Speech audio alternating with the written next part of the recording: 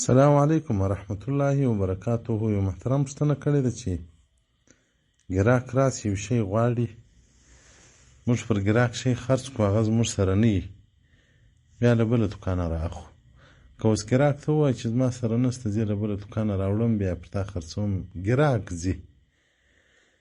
نو په دې کې داسې وخت هم راغلی دی چې په 15 روپیه شی موږ خرڅ کړی دی، خو چې له بله دوکاندار بیا موږ رااخلو، تاوان راباندې راسي، په 6 روپۍ هغه شی راکړي.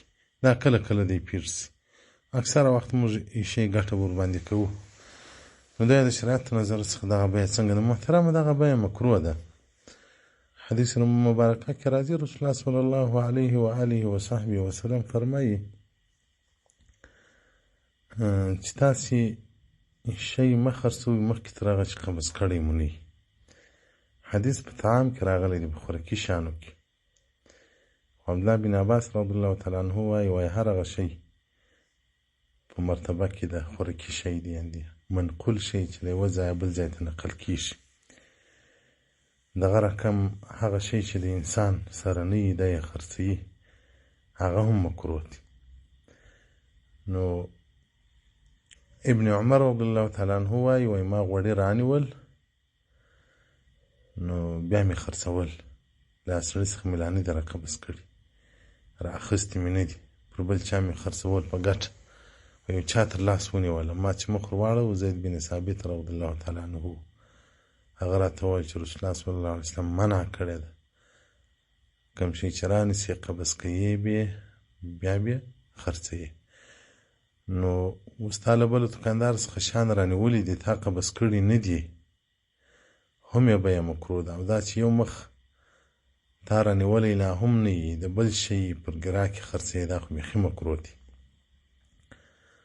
ارقام 2133 بیا تر 45 پورې، صفحه 322، کتاب البیوع، باب نمبر 55،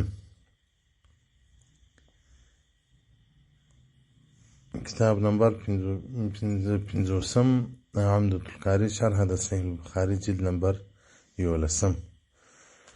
نو دا چې اوس دوکانداران اکثره سودا ویده کوي، شی د ده په میل کې نه وي، د ده سره نه وي، د بل شیان دی خرڅوي.